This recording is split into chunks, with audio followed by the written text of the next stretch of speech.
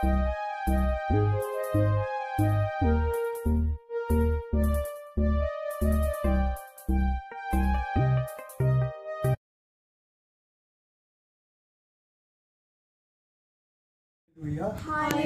Hallelujah. Hallelujah. Yesterday we celebrated the feast of Christ the King. Christ becoming the King of our life. But before we can touch the topic, let us express our love for one another. The litany of love, and what is the need that we should express our love to our brothers and sisters. I'll take you to 1 Peter chapter 4:8. Above all, the word says, maintain constant love for one another, for love covers a multitude of sin. What does it mean? It means when I say I love you, Satan cannot touch me. I will not harm my brother and sister. Likewise, when you say, I love you brother, or love you my sister, or love you whoever it is, Satan cannot touch us. Love covers a multitude of sin. What does it mean? What is love? What is love? Love is Jesus. Our religion is of love. Understood? So with love in our heart, every day God pours out His love in our hearts. Every day. So with that love in our heart, with the power of love in our heart, not to hurt one another, let's say, I love you, Father. I love you, Father. I love you, Jesus. I love you, Jesus. I love you, Holy Spirit. I love you, Holy Spirit. I love you, Mother Mary. I love you, Mother Mary. I love you, Saint Joseph. I love you, Saint Joseph. I love you, my guardian angel. I love you, my guardian angel. And look at one another and heart full of love say, I love you, my brother, my sister. I love you, my brother and sister. Oh, very good. Thank you very much. Now we'll come back to our topic, Christ the King. Christ the King feast is the culmination of Jesus' mission. Jesus came down from heaven to show us the way, to show us teach us the truth, to give us life, and now He's gone back. That is the meaning of it. But our church, our religion, being so rich in liturgy, every day is a celebration for us. But after coming home from the church or from a prayer meeting, are we able to celebrate? Examine yourself. We are troubled by so many things, little things. Somebody tells something not happening, we get troubled. What does it mean? Who's in our heart then? Yes, could be. We don't know. We are troubled because trouble comes only from Satan. And how does the trouble come from Satan? We allow Satan to trouble us.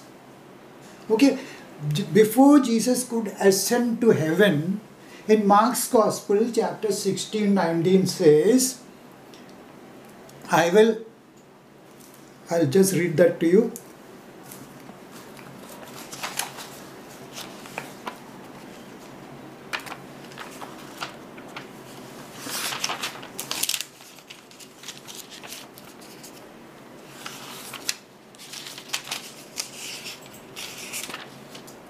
So then, Mark 16:19. So then, the Lord Jesus, after He had spoken to them, was taken up to heaven and sat down at the right hand of God. Father sent His Son to accomplish the mission. He completed His. He's gone on. He sat down at the right hand of the Father. Before He could ascend, He told His disciples that you have to go and proclaim my word, teach all that I have told you. To whom? To our brothers and sisters who are not there. To us. Teach everything. And He made a great solemn promise. The promise is that I will be with you till the end of time. What is the meaning of that? I will be with you till the end of time. Matthew's Gospel chapter 28:20. I will be with you till the end of time. Why is God so interested in being with us? If God is not with us, Satan is going to trouble you. You understand? The meaning of this particular feast is that God doesn't want anybody to trouble us. God, Jesus is known by various names. Various names. In the Bible, there are 198 titles for Jesus, for God. 198. And every title has a meaning. So Christ the King means Christ is going to be my king in my life. If Christ is in my life, in your life, then Satan cannot touch us. It's the promise of God. 1 John chapter 5:18. 1 John chapter 5:18. Let's see what is written there about.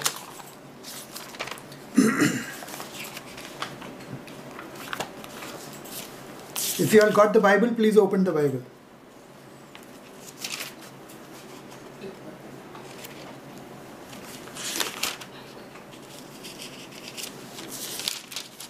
Here it is. We know that those who are born of God do not sin.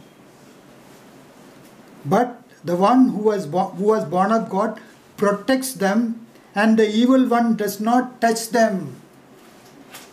So when does the Satan get the power to touch us? When we commit sin. When we commit sin, we are allowing Satan to touch. But we know that we are born of God, do not sin. Is it possible to live without sin? Yes. Yes. If God says it is possible, it is possible. But because of our human weakness, sometimes we fall into sin. Because of our emotion, we can't control our emotion, we can't control our tempers, we can't control our feeling, we fall. It doesn't matter. God is not a timekeeper who said, okay, so and so date you said no. So what is the remedy for Satan not to touch us when we commit sin? What is the remedy? Jesus means what? God who saves us from sin. Saves us from sin. So what we have to do when we commit sin? Be with Jesus. We have to give the sin to Jesus. How do you effectively give the sin to Jesus? Confession. Confession. So simple. So simple, and we are so reluctant to go. We are so reluctant to go for confession. Why? Who prevents us? Satan. This awareness we must have. If we have the awareness, I am reluctant to go for confession, I am reluctant to go to church, I am reluctant to read Bible, means Satan is in me, in you. That awareness should be there. And when you commit sin, Satan runs away. So further what it says, 18 says, we know that those who are born of God do not sin, but the one who was born of God protects them, and the evil one does not touch them. You understood? So the remedy for sin is get rid of the sin. Effectively get rid of sin is only through confession. There is no other way. Only through confession Satan can go away from. And verse 19 says, we know that we are God's children, and the whole world lies under the power of evil one. Are you aware? When do we become God's children? When we get away our sins. We, a human being, will sin, will commit sin. Doesn't matter, but when you start going for confession, getting rid of, Satan will get fed up of us. He won't have any power. So, but we have to understand one thing. This whole world lies under the power of Satan. We are in this world. We are in this troubled world. We are in this, all these problems are there. But that's because Satan has a power over the world. But Satan has no power over you and me. Why? Why Satan has no power over me? God, Jesus protect us. Alright? Now verse 20 says, and we know the Son of God has come and has given us understanding so that we may know him who is true, and we are in him who is true, and his son Jesus, he is the true God and eternal life. So Jesus came into this world, passion, death and resurrection. Now on yesterday we celebrate his ascension. He is there at the Father's right hand. He is sitting there on the throne. What is his idea there? He wants you and me to share. When you say seated at the right hand of the Father, what is the connection between throne? When do we see thrones? Where the king is there. King. And what power the king has? To Not rule. To rule. yes, to rule. Unlike the worldly rule, God's rule is quite different. When did Jesus tell that I am the king of the universe? Did Jesus teach any of his disciples that I am the king of the universe? No. Only in Luke's Gospel, Matthew's Gospel, John's Gospel, chapter 19, when Jesus was presented to Pontius Pilate. He was beaten, bruised, wearing a crown. He was presented to Pontius Pilate. And Pontius Pilate asked him, Are you a king? And Jesus said, My kingdom does not belong. Jesus says, yes, I am a king. But unlike your kingdom, Pontius Pilate was the world ruler, world leader. Unlike your kingdom, my kingdom is not of this earth. My kingdom Is not. is. So we are the citizens of that kingdom. Every day we pray, na? Our Father pray, what do you say? Who art in heaven. Thy kingdom come. Thy kingdom come. When is the God's kingdom going to come in us? When we die after death? It has no meaning. After that we will be with God only. God's kingdom has to come to you and me today, this moment. If God's kingdom doesn't come, we are going to be sad, depressed, little things we get upset. So therefore Jesus said, my kingdom is not there. When this disciple asks, when is the kingdom going to come? What did Jesus tell them? His disciple asked, when is the kingdom coming? Next time? Next year? This year? Tomorrow? Day after tomorrow? Kingdom of God is within you. Kingdom of God is within you. Romans chapter 14:7. What is the kingdom? Love, joy, peace. So in this troubled world, when we are weak, if we are not experiencing joy and peace, that means the kingdom has not come in our heart. Okay, so when Jesus sat there, he gave us a promise. I will also bring you to my kingdom when you are in this world, and I will share your kingdom with you. In Revelation chapter 3:21. Open Revelation chapter 3:21.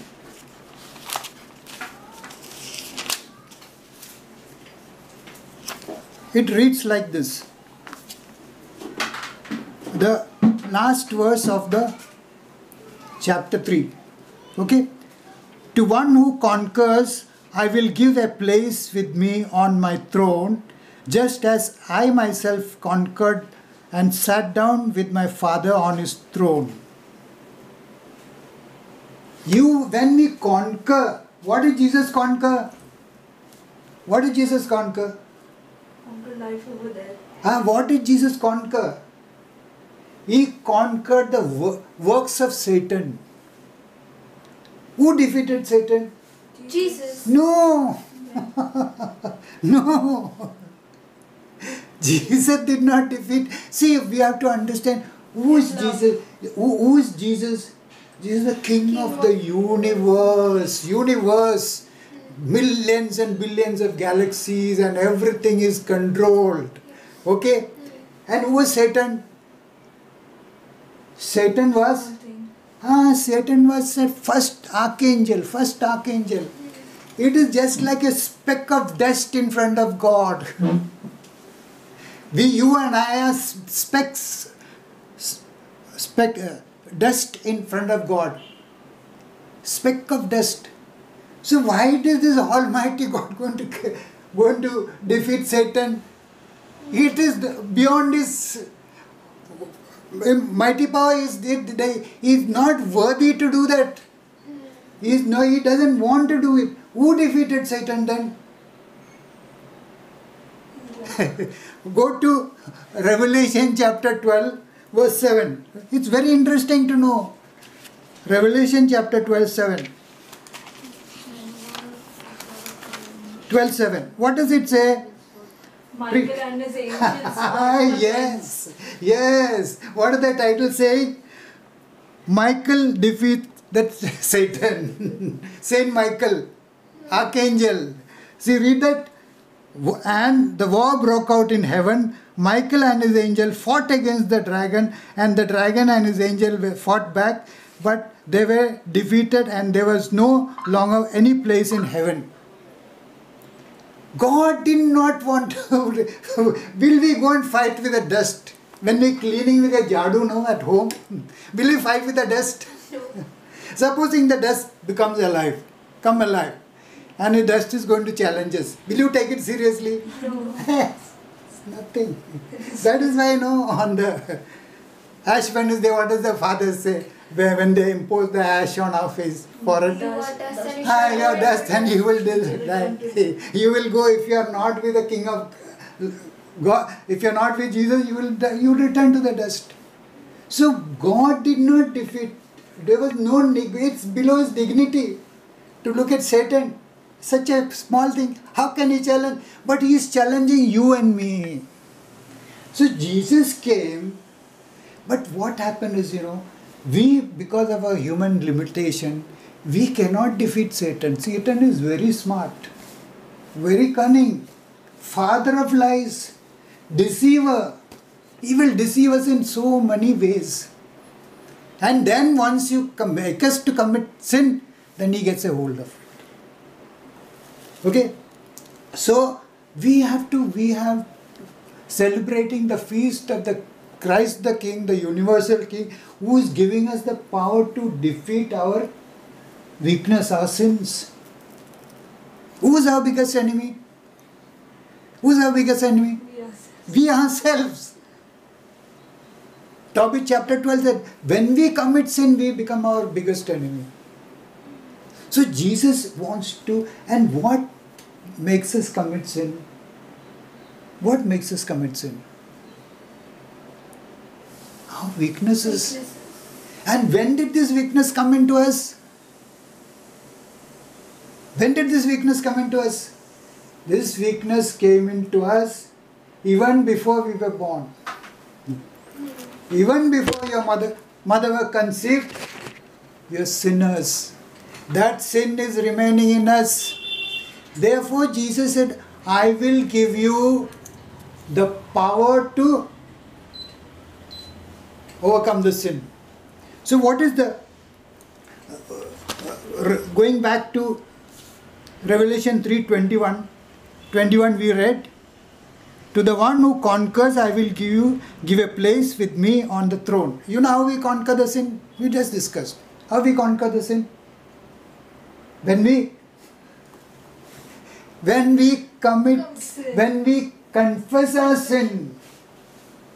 When we commit sin, we are getting the grip of Satan. When we confess a sin, God gives us the power and Satan doesn't touch us, cannot touch us. Therefore, we can live without it. But when we go back, I'll take you a little ahead. Listen. We'll start at verse 19, Revelation chapter 3, verse 18. Therefore, I counsel you to buy from me gold refined by the fire, so that you may be rich, and with white robes to clothe you, and to keep your shame and your nakedness from being seen, and salve to anoint your eyes, that you may see. When we commit a sin, our robe become white robes. What is white robes? Sacraments. confession, baptism, Holy Communion, all when we do that, our robes have been cleansed. When we commit sin, Word of God is telling us, I reprove and discipline those whom I love. Be earnest, therefore, and repent. If we have been corrected, we are having the understanding of being corrected. What does it mean? God, Jesus, loves us. We will only correct the people whom we love, na? Will you go and correct somebody who you see committing sin on the road or doing something? Will you go and correct them? Say, no, it's not of your business. So when God loves us, He'll correct us. And then when we correct it, when we understand our correction, when we understand our fault, what is the next thing we have to do? Therefore, the Word of God says, 20. Listen, I am standing at the door knocking. If you hear my voice and open the door, I will come and I will eat with you and you with me. So, God is standing, Jesus is standing and knocking at the door. He's saying, now, I have committed sin, you have committed sin, Satan is in your heart, open the door, I can come in and I can save you. You understood? This is verse 20. Verse 21 says what? I will give you a share on my throne. When we conquer, Jesus conquered the sin, conquered the sins of the world. We have to first conquer our sin. As long as there is sin in us, we will not be able to do right things. Our flesh nature is inbuilt in us. The sin our first parents committed, that is transmitted to us, the original sin. In the baptism it is taken away. But the desire, the disorder is already there within me. You know what Jesus told in Matthew's Gospel chapter 15 verse 13? What does he say? Every plant that my heavenly Father has not planted will be uprooted. When is this uprooting going to happen? Judgment Day. Huh? When? Judgment Day. Very good. Before that, uprooting cannot happen, because God allowed the wheat and the wheat to grow together in us so that we will be aware of our sinfulness. If I am not aware of my sinfulness, how am I going to repent? What is the meaning of repent? Being sorry for our misdeeds and also turning away, taking a U-turn from the way we are going. Supposing my lifestyle was different from the teachings of the church. I am leading a lifestyle of luxurious lifetime and there is no God in my life. Okay? So I have to take a U-turn. You understand that? You take a U-turn, and once you repent, then God takes control of it. If we don't repent and confess, who takes control of us? Satan. So every title that God has got, how many titles God has got in the Bible? 198. Every title has a specific meaning and specific purpose. Jehovah Rapha. You heard of that title? Yes. Yes. Jehovah Rapha means God who heals. Exodus 15:26. I am the God who healeth thee.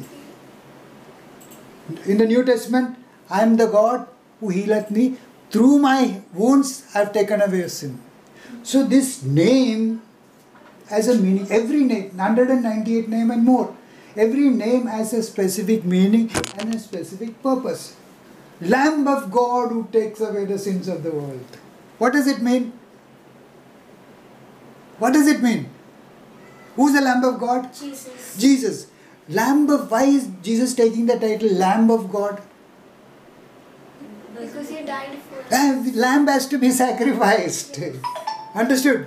We don't have time to go on 109. I am just giving you one example so that we will know what power you and I have.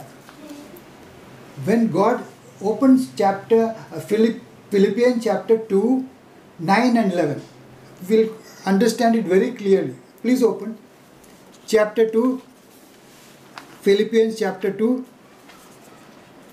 verse 9 and 11.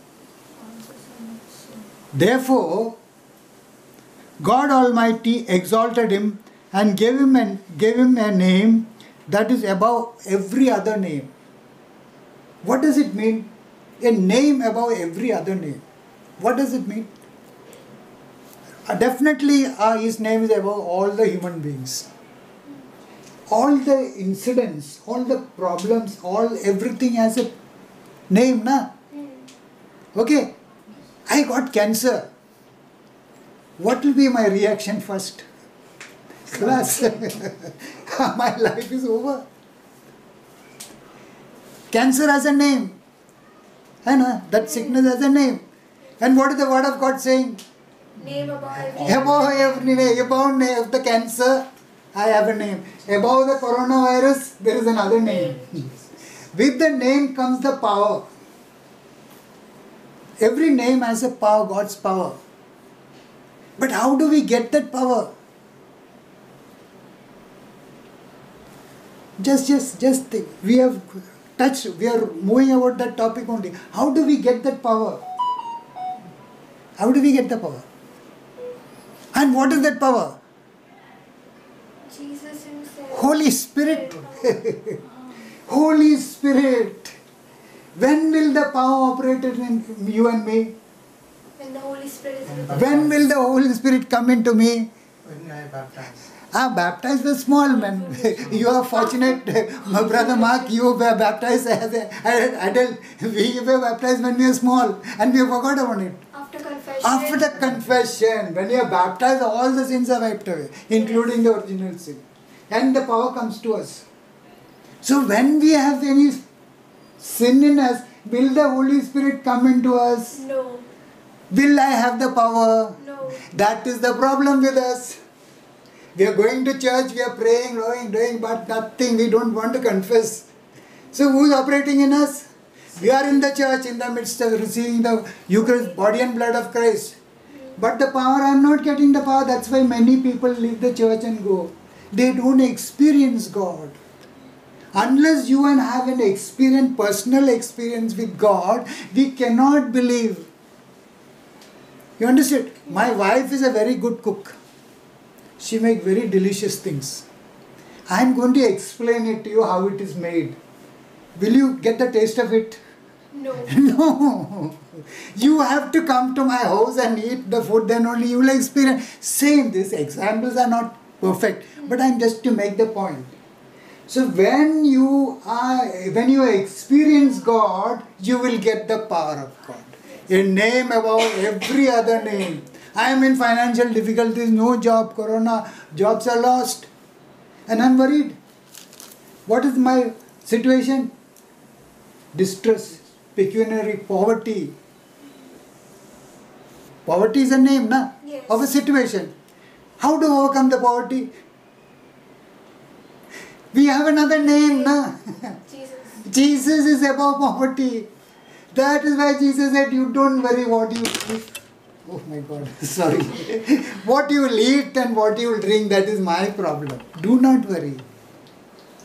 That is the power of God. The celebration of the church, every celebration means to remind you whether you and me are getting the power from God.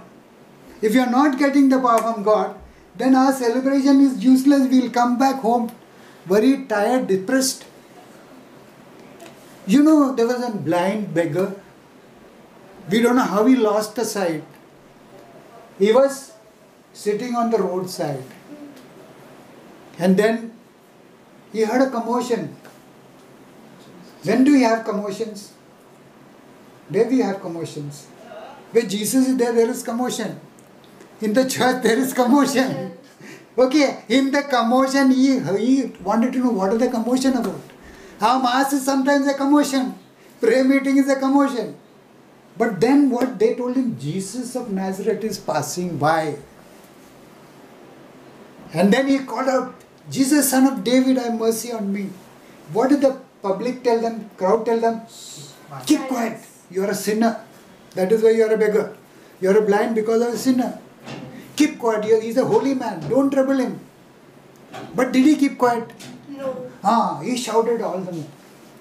So there are hundreds of people walking with Jesus. He is sitting on the other side of the road and calling out. How did Jesus hear the voice? How did Jesus hear the voice? He is a repentant heart. Oh no, faith. He called out in faith. If only Jesus come, I will receive my sight. If only Jesus come, my poverty will go away. If only Jesus come, my sickness will go away. If only sickness come, my relationship with husband and wife will be restored. Children and husband will be restored. Neighbors will. Only Jesus come. So that is why in every feast, Jesus is passing by. And we are in the crowd. We are keeping quiet. So what will happen?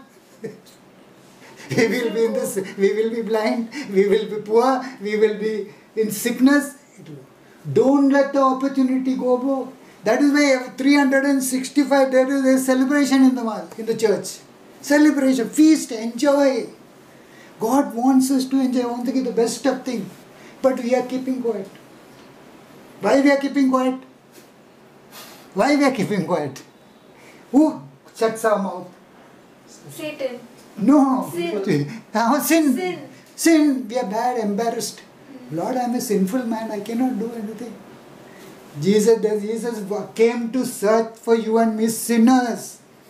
If I say I am all right, Lord, I am a good man, I am going to church every day, I go prayer meeting, I am sharing the word of God, gone. Your prayer meeting, your word of God has no meaning. Don't let Jesus pass by you. Every day is passing. Call out in faith. If you don't call out, Jesus is a gentleman. Did Jesus not know that that blind man is sitting there? He knows. He know. Why did he go and come on, let me do that? He wanted to see whether he has faith. He called out. And as we grow in relationship with God, things will start to change.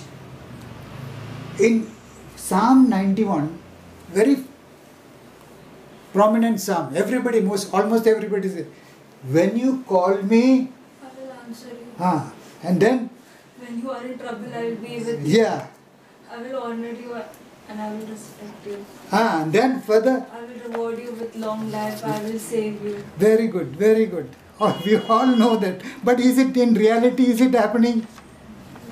No, it's not happening. Why it is not happening? See, because we only take it as a face value. Those who love me, verse 14 says, those who love me I will deliver. I will protect those who know my name. He will protect. We all know his name. He is Son of God. But why is he not protecting me? Because we are not calling out Jesus with the power of the Holy Spirit. We cannot say Jesus is God unless we have the Holy Spirit. 1 Corinthians chapter 12:3. 1 Corinthians chapter 12:3. What does it say? See, so beautiful it is. When 1 Corinthians chapter 12:3.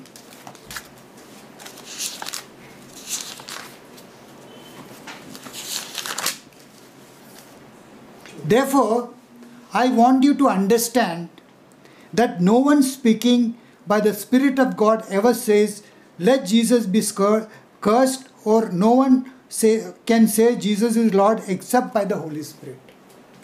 So every time we call out Jesus, God the Father, Jesus by any other name, we have to call out with the power of the Holy Spirit. Otherwise it will not be heard.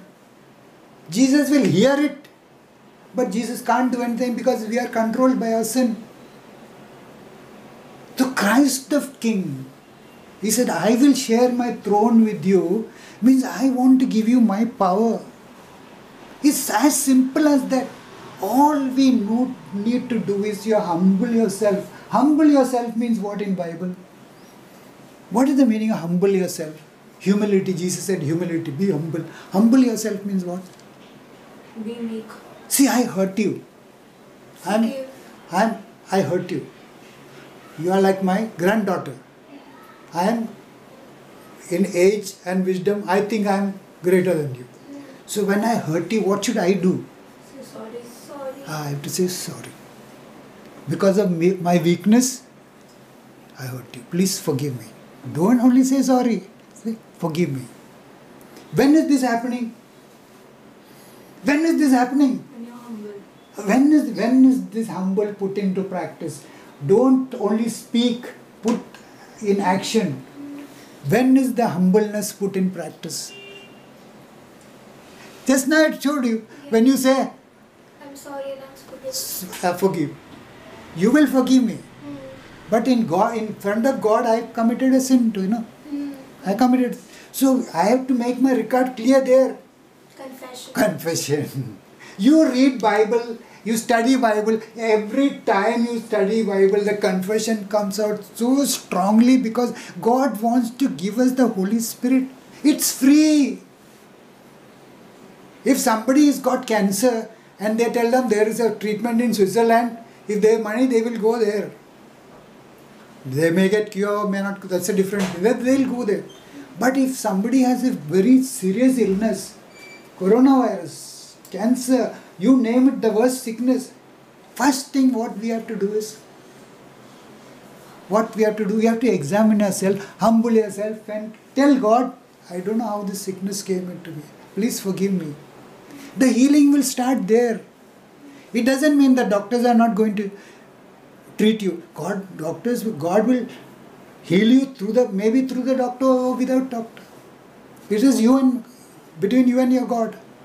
So when Christ the King came, He came to give us that power, but God has wanted to share with us. And the power comes only with repentance.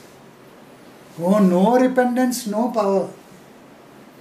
We may be the best person in the world, but we don't believe in God. So many Catholics are not coming to church. I have no time. We are not judging them. I have no time. My work is more important. My relationship is more important. Oh, I come to church when late for the Mass, or no Mass at all. In between they will come to Mass and not celebrate the Mass meaningfully. Will the Holy Spirit come into us? No. They will go and receive communion also. What happened when you receive communion? Who's entering the heart? Yes. What happened to Judas? Judas also received communion. But who entered his heart? Satan entered the heart. And we are very happy, we go home happily. Who's inside the heart? Satan. So that is why the first precept of the church, teaching of the church is what? Last week also, week before last also I shared with you. First precept of the church is what? Teaching of the church is what? No. Precept, teaching of the church. Celebrate Mass, come for Mass every Sunday. At least Sunday, first precept of the church. Why is God made it so? We may be sinful, we may be ignorant, we may be holy. Whatever your condition is, come to church. Come in the presence of God. We don't go into the presence of God with our own merit. Who brings us there? Who brought us here today? Jesus. God the Father. John 6:44. No one can come to Jesus unless granted by my Father. Why is He granting this to even sinners? Because when you come in front of Jesus, Jesus plays His part. What is His part? Sometimes we don't believe in confession, we don't believe in sacrament. But when we come to church, that invisible grace, what is grace? What is grace? Grace is unmerited gift. Unmerited gift. Jesus sees, oh my God, Brother Nevis has come to church, but he's got a lot of sin in me.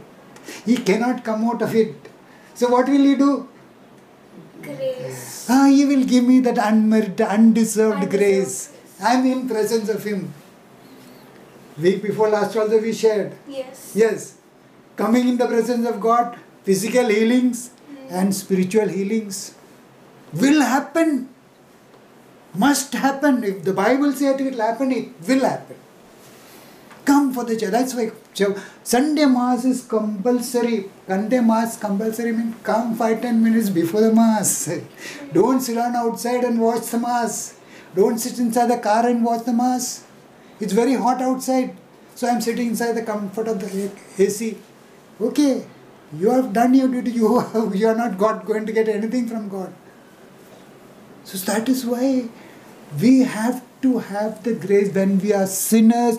All the more we give. How does the Eucharist start? How does the Eucharist start? The grace of our Yes. Grace of our Lord Jesus Christ, the love of God, and the fellowship of the Holy Spirit be with you. You understand? Whatever may be my condition, Holy Spirit is going to come with us because Father God is giving us the grace, unmerited, undeserved grace to celebrate Mass. I start to change. So every feast has a meaning, has a relevance to our life. If the feast is going to go on just as a feast, we will still be blind. We will still be sick, we will live in poverty, and we will say, what, man, nothing is happening to me. We have to examine ourselves. Brothers and sisters, I can go on. The time is a big constraint. Thank you very much for giving your heart and ears to listen to me. You also pray for me. I am also a sinner. We all need the grace of God.